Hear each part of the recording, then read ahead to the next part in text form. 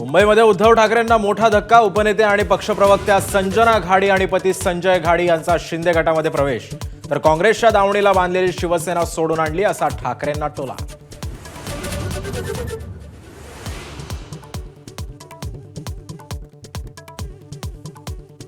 देवेंद्र फडणवीस आणि अजित पवारांशिवाय एकनाथ शिंदे आणि अमित शहांमध्ये जवळपास अर्धा तास चर्चा. रायगडच्या पालकमंत्री पदाबाबत चर्चा झाली का याचा सस्पेन्स मात्र अजूनही कायम.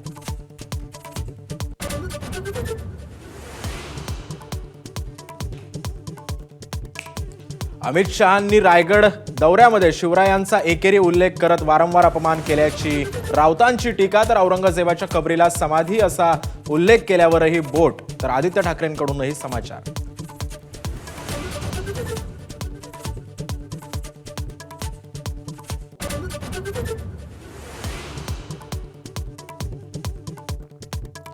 एकनाथ शिंदेंच्या अर्थ खात्याविरुद्धच्या कथित तक्रारीला शिवसेनेचेच मंत्री संजय राठोड यांचा छेद.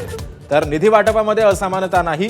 जलसंधारण खात्याला प्रस्तावित निधी आणि अनुदान मंजूर झाल्याची माहिती.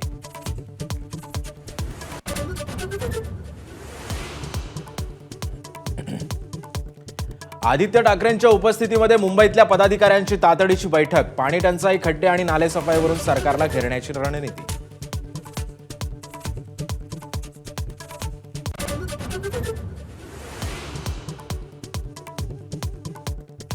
कल्याणमधील बलात्कार प्रकरणातील आरोपी विशाल गवळीची तळोजा तुरुंगामध्ये गळफास घेऊन आत्महत्या. तुरुंग प्रशासनावर मात्र प्रश्नचिन्ह.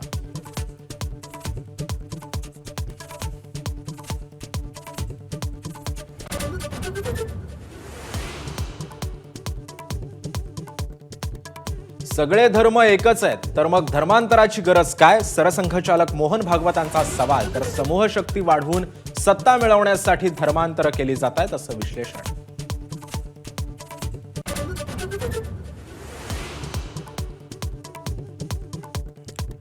वक्फ कायद्याविरोधातल्या आंदोलनामध्ये पश्चिम बंगालमध्ये हिंसाचार. मुर्शिदाबादमध्ये आतापर्यंत 3 मृत्यू.